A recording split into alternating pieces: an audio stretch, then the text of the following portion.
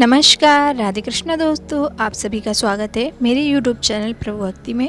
और जैसा कि रोज की तरह आज हम फिर से बहुत ही अच्छी जानकारी के साथ एक नया वीडियो लेकर आए हैं। जी हाँ, आज हम लोग बात करेंगे मोहिनी एकादशी के बारे में, जो वैशाख मास के शुक्ल पक्ष की एकादशी तिथि को पड़ती है। और मोहिनी एकादशी क्यों उसका नाम पड़ा है, तो जब समुद्र मंथन हुआ था और समुद्र मंथन में जब अमृत कलश निकला था तो अमृत का पान देवताओं को कराना था और असुर भी उसकी जो मांग कर रहे थे, क्योंकि देवताओं और असुर दोनों ने ही समुद्र मंथन किया था। तो अगर देवता जो हैं वो तो अमृत पीते हैं तो अमर होते हैं, अगर असुर पी लेते हैं तो वो भी अमर हो जाते हैं। इसलिए सिर्फ देवता ही अमृत का पान करें, ऐसा करने के लिए भगवान विष्णु ने अत्यंत सुंदर मोहिनी स्त्री का रूप धारण किया था। इसलिए वो जो जिस दिन ये रूप धारण किए थे भगवान, उस दिन ये एकादशी का व्रत था। इसलिए इस एकादशी का नाम जो है मोहिनी एकादशी हुआ है, क्योंकि भगवान विष्णु ने इस दिन मोहिनी रूप धारण किया था और देवताओं को अमृत पान कराने के लिए। तो इस कारण जो है मोहिनी एकादशी का नाम है। और जो मोहिनी एकादशी व्रत है वो इस बार 19 मई को पड़ रहा है। और ये जो व्रत है इसका हम लोग जानेंगे कि शुभ मुहूर्त क्या है और कब इसका समापन है और पारण कब करना है जो लोग व्रत करते हैं, और पूजन कैसे करना है, और इस दिन कुछ उपाय भी हम करते हैं तो उसे भी हम जानेंगे विस्तार से। और पूजन सामग्री और सरल विधि से हम कैसे पूजन करें वो सब कुछ जानेंगे वीडियो में। तो आप लोग वीडियो में अंत तक बने रहिएगा। और सभी को पहले तो मोहिनी एकादशी की हार्दिक शुभकामनाएं। जय श्री हरि कमेंट बॉक्स में ज़रूर जय श्री हरि लिखिएगा। मोहिनी एकादशी का व्रत सभी एकादशी व्रतों में श्रेष्ठ माना गया है। मोहिनी एकादशी का व्रत वैशाख मास के शुक्ल पक्ष की एकादशी तिथि को रखा जाता है। साल 2024 में मोहिनी एकादशी का व्रत 19 मई 2024 रविवार के दिन रखा जाएगा। और आइए अब जानते हैं कि शुभ मुहूर्त कब से शुरू है, क्योंकि शुभ मुहूर्त में ही हम पूजा अर्चना करते हैं तो हमें शुभ फल की प्राप्ति होती है। तो मोहिनी एकादशी का जो शुभ मुहूर्त है वो तिथि 18 मई 2024 शनिवार के दिन सुबह 11:22 से शुरू हो जाएगी, जो कि 19 मई 2024 दोपहर 1:50 पर समाप्त होगी। तो उदयादिति होने के कारण मोहिनी एकादशी का व्रत जो है वो 19 मई को रखा जाएगा। मोहिनी एकादशी का व्रत श्री हरि विष्णु जी की कृपा पाने के लिए रखा जाता है। इस दिन भक्त विष्णु भगवान को प्रसन्न करने के लिए इस कठिन व्रत को रखते हैं। और आइए अब जानते हैं मोहिनी एकादशी व्रत का महत्व। मोहिनी एकादशी का व्रत रखने से मनुष्य के पापों का अंत होता है। इस व्रत को रखने से कई जन्मों के पाप भी नष्ट होते हैं, इसलिए लोग इस कठिन व्रत को रखते हैं।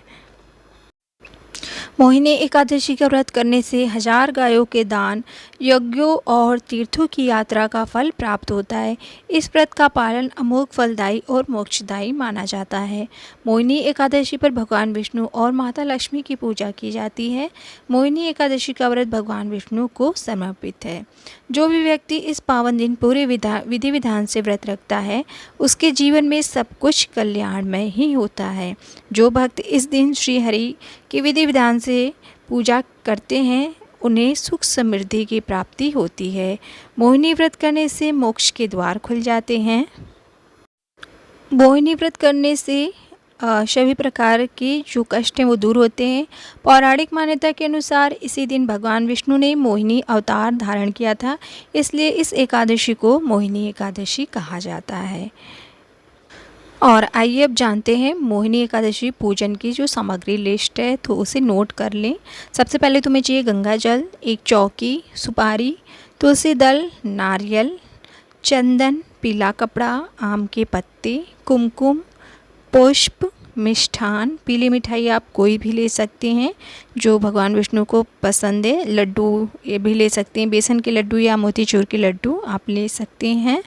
और अब पीले फूल लें तो बहुत ही अच्छा है, कनेर के फूल ले लें, गेंदे के फूल ले लें, ये सभी इस समय मार्केट में उपलब्ध हैं। तो आप पंचमेवा रख लें और लौंग रख लें, अक्षत रख लें और धूप दीप रख लें और गाय का घी रखें दीप जलाने के लिए। और फल में आप आजकल जो मौसमी फल चल रहे हैं आप कोई से भी ले लें, और अगर आप केला लेते हैं तो बहुत ही अच्छी बात है, क्योंकि भगवान विष्णु को केला बहुत ही प्रिय है। और साथ में आप भगवान विष्णु और माँ लक्ष्मी की प्रतिमा मूर्ति ले लें, या अगर आपके पास चित्र है तो आप चित्र की भी पूजा कर सकते हैं। तो आइए आप जानते हैं कि पूजन कैसे करना है सरल विधि से। तो सबसे पहले आप मोहिनी एकादशी के दिन जल्दी उठें और स्नान आदि से निवृत्त होकर के आप पूजन पूरे घर की साफ़ सफाई जब कर लेते हैं, पूजा घर की भी साफ़ सफाई कर लें, और उसके बाद आप चौकी लगा लें और उस पर पीला कपड़ा बिछाएं और भगवान विष्णु और माता लक्ष्मी की मूर्ति स्थापित करें।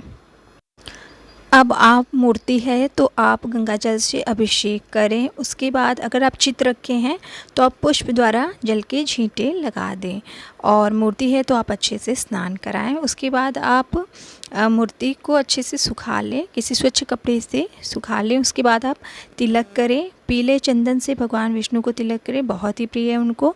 और माता लक्ष्मी को भी तिलक करें और माता लक्ष्मी को सिंदूर भी अर्पित करें। और उसके बाद आप पुष्प चढ़ाएं, माला पहनाएं, और वस्त्र है तो आप वस्त्र अर्पित करें, माता को चुनरी अर्पित करें, और साथ में आप रक्षा सूत्र भी अर्पित करें। और माता को आप अगर श्रृंगार की वस्तुएं चढ़ाना चाहते हैं तो माता रानी को श्रृंगार की वस्तुएं ज़रूर चढ़ाएं, इससे आपका जो सुहाग है वो बना रहता है। और जो भगवान विष्णु हैं उनको आप अब पुष्प चढ़ाने के बाद फल इत्यादि चढ़ाएं, मिष्ठान चढ़ाएं, और कसैली जो आपने लिया है वो चढ़ाएं, और माता लक्ष्मी को नारियल चढ़ाएं। कलावा लपेट करके स्वास्तिक बना लें उस पर सिंदूर से, और 7 बार टीका लगाएं और नारियल चढ़ा लें। और इसके बाद आप जो भी प्रसाद के भोग रखे हैं, दही या पंचामृत का भोग जरूर लगाएं भगवान विष्णु जी को, और तुलसी दल जरूर अर्पित करें। अगर आपने एक दिन पहले तुलसी दल नहीं तोड़ा है तो आप नीचे गिरी हुई तुलसी जी जो गमले में आप लगाए रहते हैं तो पत्ते झड़ जाते हैं इस समय, तो वो आप धुल करके अर्पित करें भोग में। और इस तरीके से पूजा सामग्री आपकी चढ़ जाती है। अब धूप दीप भगवान को जलाएं और आरती दिखाएं, पूरे घर में आप आरती दिखाएं। उसके बाद आप भगवान के मंत्रों का उच्चारण करें। मंत्र इस प्रकार है, ओम नमो भगवते वासुदेवाय नमः। इन मंत्रों का आप एक माला जाप करें, या यथासंभव 11-21 इतना भी कर सकते हैं। और विष्णु सहस्त्र नाम का पाठ करें अगर आपसे समर्थ है तो, और विष्णु चालीसा पढ़ें, लक्ष्मी चालीसा पढ़ें और आरती करें। और इस तरीके से पूजा हो जाती है। और अंत में धूप दीप कपूर की धुनी है वो पूरे घर में दिखाएं, इससे जो घर का वातावरण है वो पॉजिटिव होता है और जो नकारात्मकता होती है वो बाहर चली जाती है। तो आप ज़रूर धूप दीप की धुनी दिखाएं, पूरे घर में घंटी और शंख इत्यादि बजाएं, इससे वातावरण जो होता है बहुत ही सुंदर होता है और सुगंधित हो जाता है। और अंत में आप क्षमा याचना जरूर करें, क्योंकि पूजन के दौरान हमसे कुछ ना कुछ गलती हो ही जाती है, तो क्षमा याचना जरूर करें। और अंत में अपनी प्रार्थना करें भगवान से, और आखिरी में सभी बड़ों का आशीर्वाद लें और प्रसाद सभी को वितरित करें और स्वयं भी ग्रहण करें। अगर आप निर्जला व्रत रख रहे हैं तो आप प्रसाद नहीं ग्रहण करेंगे। जब आप व्रत का पारण करेंगे जब पारण करेंगे तब आप प्रसाद खा करके व्रत का पारण करेंगे। तो इस तरीके से बहुत ही सरल विधि से पूजा हो जाती है। और अब आइए जानते हैं कि हम क्या उपाय मोहिनी एकादशी पर कर सकते हैं। तो उन उपायों को आइए जान लेते हैं। तो मोहिनी एकादशी पर तुलसी जी के सामने शुद्ध देसी का दीपक जलाएं, घी का। इसके बाद ओम श्री तुलसी विद्यमे विष्णु प्रियाय धीमहि तन्नो वृंदा प्रचोदयात् मंत्र का जाप भाव के साथ करें। फिर तुलसी जी के पौधे की 11 बार या 7 बार परिक्रमा करें। इस उपाय को करने से भगवान विष्णु प्रसन्न होते हैं, साथ ही जीवन में आ रही जो परेशानी है वो बाधाएं हैं वो सब समाप्त हो जाते हैं। विष्णु भगवान की कृपा बनती है और तुलसी माता की भी कृपा बनी रहती है। तो ये उपाय आप ज़रूर करें। और भी उपाय हैं, आइए उनको भी जानते हैं। और दूसरा उपाय है, जिन लोगों के विवाह में देरी हो रही है उन लोगों को मोहिनी एकादशी के दिन भगवान विष्णु को पीला पुष्प चढ़ाना चाहिए। ऐसा माना जाता है कि इस उपाय को करने से शादी में आ रही सभी अड़चनें दूर होंगी और साथ ही जीवन में खुशियां आती हैं। तो आप पीला फूल और हल्दी ज़रूर अर्पित करें। इस उपाय को करते समय इस बात का ध्यान दें कि राहु काल का समय ना चल रहा हो। तो जब राहु काल नहीं हो तब आप इस उपाय को करें तो वह फलदायी होगा।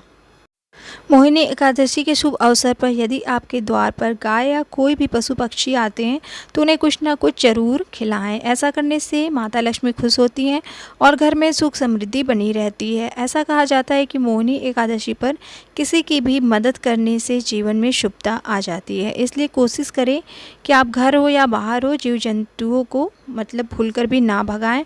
और जैसा कि वैशाख महीना, गर्मी का महीना शुरू हो गया है, तो आप पशु पक्षियों के लिए अन्न और जल की व्यवस्था ज़रूर करें।